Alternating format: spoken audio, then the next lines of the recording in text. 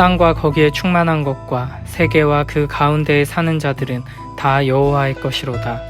여호와께서 그 터를 바다 위에 세우시며 강들 위에 건설하셨도다. 여호와의 산에 오를 자가 누구며 그의 거룩한 곳에 설 자가 누구인가? 곧 손이 깨끗하며 마음이 청결하며 뜻을 허탄한 데에 두지 아니하며 거짓 맹세하지 아니하는 자로다. 그는 여호와께 복을 받고 구원의 하나님께 의를 얻으리니 이는 여호와를 찾는 족속이요 야곱의 하나님의 얼굴을 구하는 자로다. 문들아 너희 머리를 들지어다. 영원한 문들아 들릴지어다. 영광의 왕이 들어가시리로다. 영광의 왕이 누구시냐? 강하고 능한 여호와시요 전쟁에 능한 여호와시로다.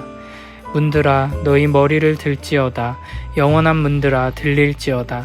영광의 왕이 들어가시리로다. 영광의 왕이 누구시냐? 만군의 여호와께서 곧 영광의 왕이시로다.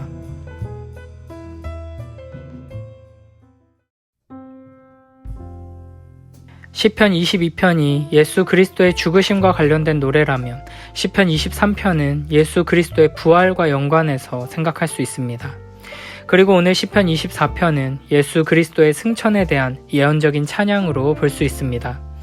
그래서 초대교회는 시편 24편을 예수 그리스도의 승천을 기념하는 날에 공적으로 읽었다고 합니다. 시편 24편의 표제에는 다윗의 시라고 되어 있습니다.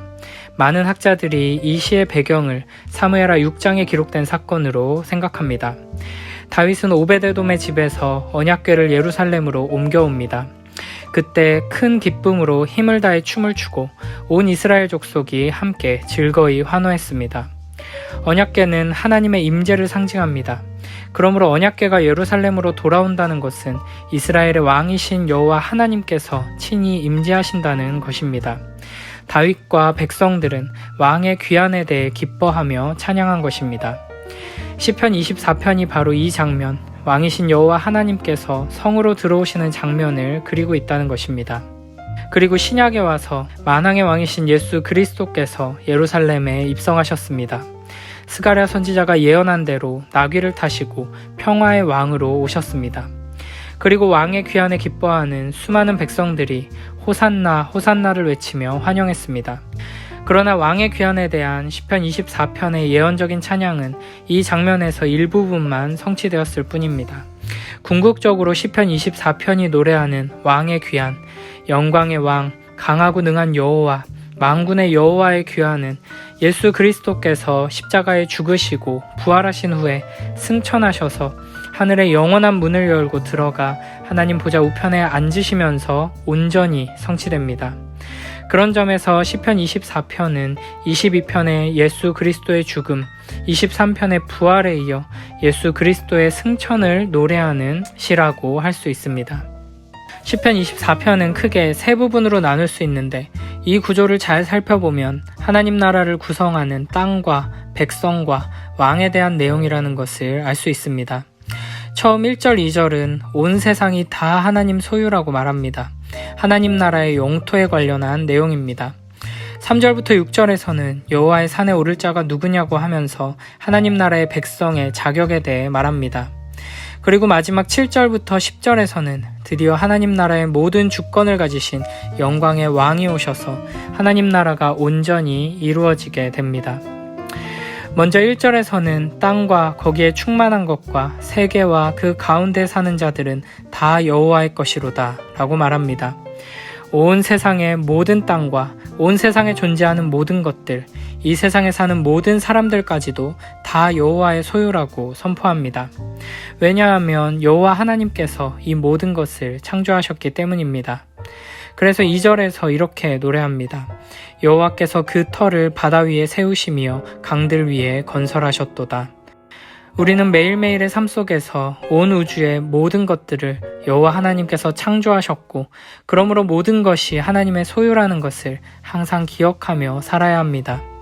그리고 하나님께서는 이 망가진 세상 속에서 우리를 통해 창조주 하나님의 영광을 드러내기 원하십니다. 나의 삶과 우리 가정에서부터, 우리 교회 공동체에서부터 하나님의 창조의 질서가 회복되고 하나님의 통치가 실현되어 모든 것이 다시 하나님의 소유다운 모습이 되기를 원하시는 것입니다. 네덜란드 수상을 역임하기도 한 칼빈주의 신학자 아브라함 카이퍼는 그리스도가 왕이 되게 하라고 외쳤습니다. 우리는 교회에서 예배드릴 때뿐 아니라 가정에서, 학교에서, 직장에서도 그리스도가 왕이 되셔서 다스리시고 찬양받으시도록 하나님의 말씀에 순종하며 하나님의 말씀을 따라 살아야 할 것입니다. 신앙생활이 주일에만 머물러서는 안 됩니다. 교회와 가정뿐 아니라 정치, 경제, 사회, 문화, 예술, 학문의 모든 영역이 다 여호와의 것이며 여호와께서 만드셨고 여호와께서 우리를 통해 완성하기 원하십니다. 그러므로 우리는 평일의 삶 속에서도 하나님께서 나를 부르신 삶의 영역에서 창조주 하나님의 아름다움이 드러나고 왕이신 그리스도의 통치가 실현되도록 하기 위해 분투해야 할 것입니다. 오늘 하루 주어진 삶의 자리에서 나로 말미암아 내가 속한 분야가 어떻게 그리스도가 왕이 되게 하여 하나님의 영광을 드러낼 것인가를 고민하며 믿음으로 전진하는 우리 모두 되길 바랍니다. 3절부터 6절에서는 하나님 나라 백성에 대해 이야기합니다. 3절에서는 여호와의 산에 오를 자가 누구며 그의 거룩한 곳에 설 자가 누구인가? 라고 질문합니다. 여호와의 산은 하나님께서 임재하시는 곳, 성전이 있는 시온산을 말합니다. 그러니까 이 질문은 과연 누가 거룩하신 하나님께 나아가 하나님과 교제할 수 있겠는가?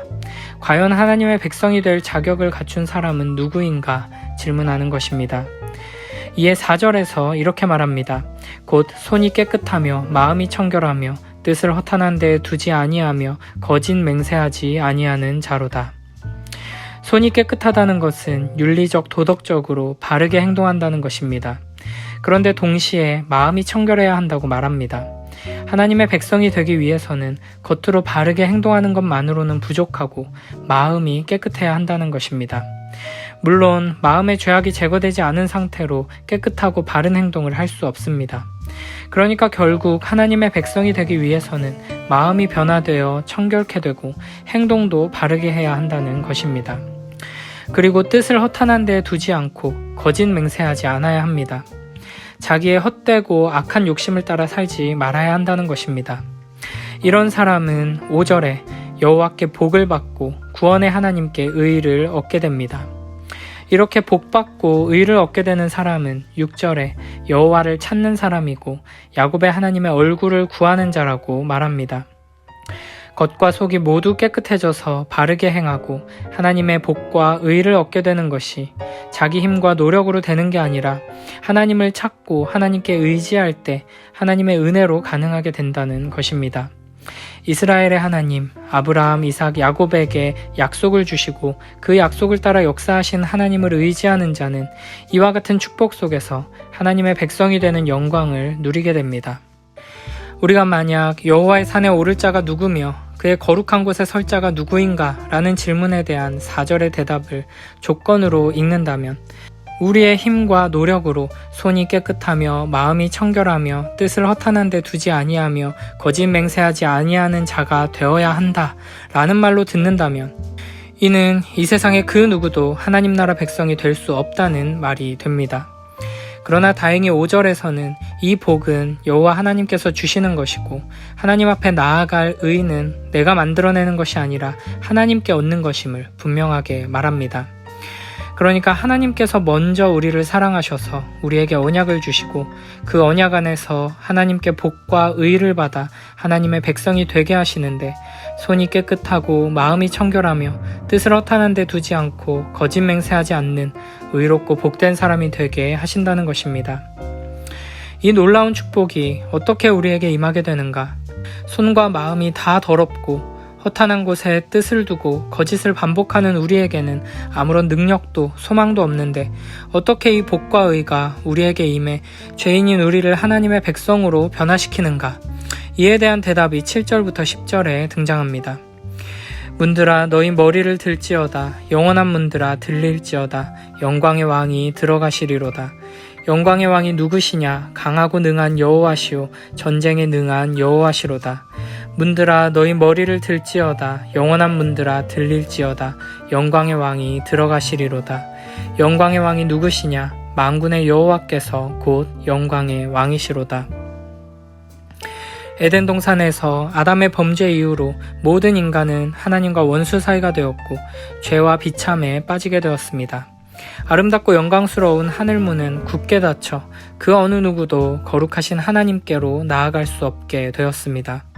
그러나 우리 주 예수 그리스도께서 우리를 위해 이 땅에 오셔서 온갖 고난과 조롱과 핍박을 다 당하시고 거룩하신 하나님의 모든 율법에 온전히 순종하시며 십자가에 달려 하나님의 모든 진노와 저주를 받으시고 죽으셨습니다.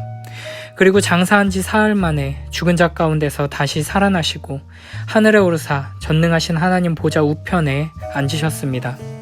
굳게 닫힌 하늘의 영광스러운 문을 활짝 열고 승리한 왕으로 당당하게 귀환하신 것입니다. 7절부터 10절은 이 장엄하고 영광스러운 왕의 입성 장면을 노래하는 것입니다. 영원한 문들을 활짝 열고 당당하게 하나님 나라로 들어가는 왕은 영광의 왕이시며 강하고 능한 여호와시요 전쟁에 능한 여호와이십니다. 악한 원수마귀를 멸하시고 하나님의 백성들을 사망에서 건져 포로로 잡아 끌고서 하나님 나라로 들어오시는 왕이십니다. 우리가 바로 이 위대한 왕의 승리의 행진 속에서 그분의 전리품이 되어 하나님 나라로 나아가고 있는 것입니다. 그러므로 우리는 우리의 왕 되신 여호와 하나님에 대한 분명한 믿음을 가져야 하며 주께서 나의 삶에 참된 왕으로 통치하고 다스리시도록 모든 것을 맡기고 내어드려야 할 것입니다. 강하고 능한 여호와, 전쟁에 능한 왕이신 우리 주 예수 그리스도께서는 하나님의 백성들을 이끌고 하나님 나라에 들어가시기 위해 먼저 우리의 마음속에 들어오십니다. 요한계시록 3장 20절에 이렇게 말씀하십니다. 볼지어다 내가 문 밖에 서서 두드리노니 누구든지 내 음성을 듣고 문을 열면 내가 그에게로 들어가 그와 더불어 먹고 그는 나와 더불어 먹으리라. 아멘. 영광의 왕과 함께 영원한 하나님 나라에 들어가기를 소원하며 우리 마음속에 우리 인생에 들어와 일하시는 주님을 왕으로 모시고 높이며 순종하는 우리 모두가 되길 바랍니다.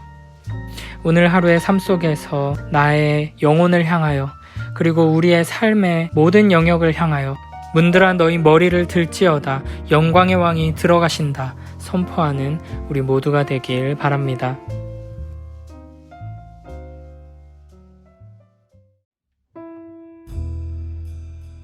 이 세상과 그 안에 가득한 것이 모두 야훼의 것, 이 땅과 그 위에 사는 것이 모두 야훼의 것. 주께서 바다 밑에 기둥을 박으시고 이 땅을 그 물 위에 든든히 세우셨다. 어떤 사람이 야훼의 산에 오르랴, 어떤 사람이 그 성소에 들어서랴. 행실과 마음이 깨끗한 사람, 허망한 데 뜻을 두지 않고 거짓 맹세 아니하는 사람, 이런 사람은 야훼께 복을 받고 하나님께 구원받을 사람이다. 이런 사람이 하나님을 찾는 사람이며 야곱의 하나님 앞에 나아갈 사람이다. 문들아 머리를 들어라. 오래된 문들아 일어서라. 영광의 왕께서 드신다. 영광의 왕이 누구신가? 힘세고 용맹하신 야훼이시다. 싸움터에서 그 용맹 떨치신 야훼이시다. 문들아 머리를 들어라. 오래된 문들아 일어서라. 영광의 왕께서 드신다. 영광의 왕이 누구신가? 영광의 왕은 만군의 야훼 그분이시다.